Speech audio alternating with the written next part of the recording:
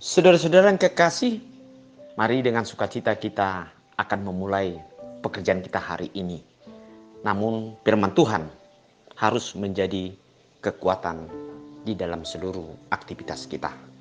Mari kita renungkan firman Tuhan untuk hari ini, namun kita lebih dahulu menyerahkan diri dalam doa. Mari kita berdoa.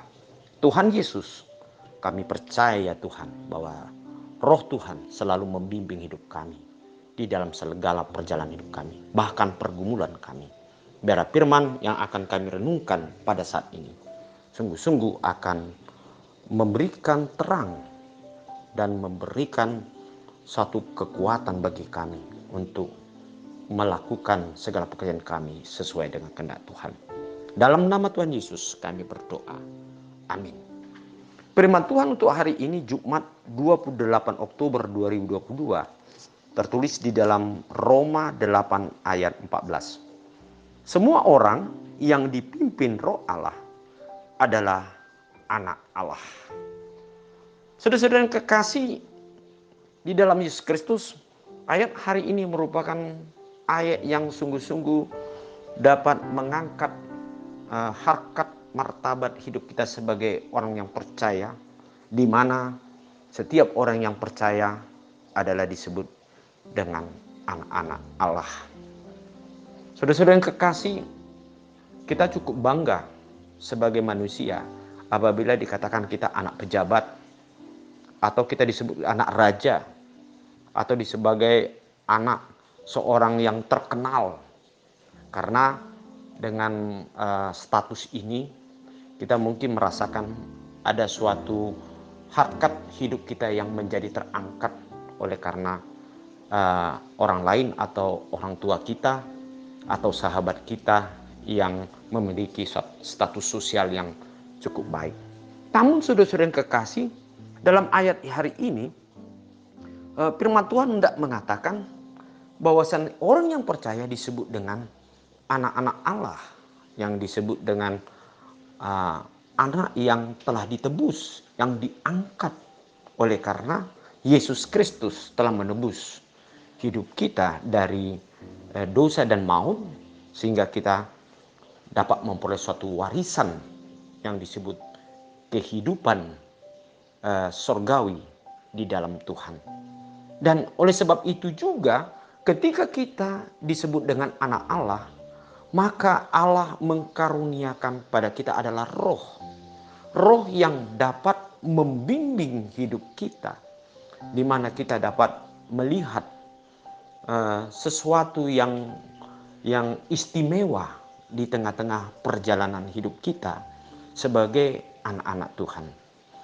Nah, inilah yang membedakan antara anak dunia atau anak iblis dengan anak-anak Tuhan yang karena penebusan oleh karena Yesus Kristus. Kita semua adalah merupakan anak-anak Allah.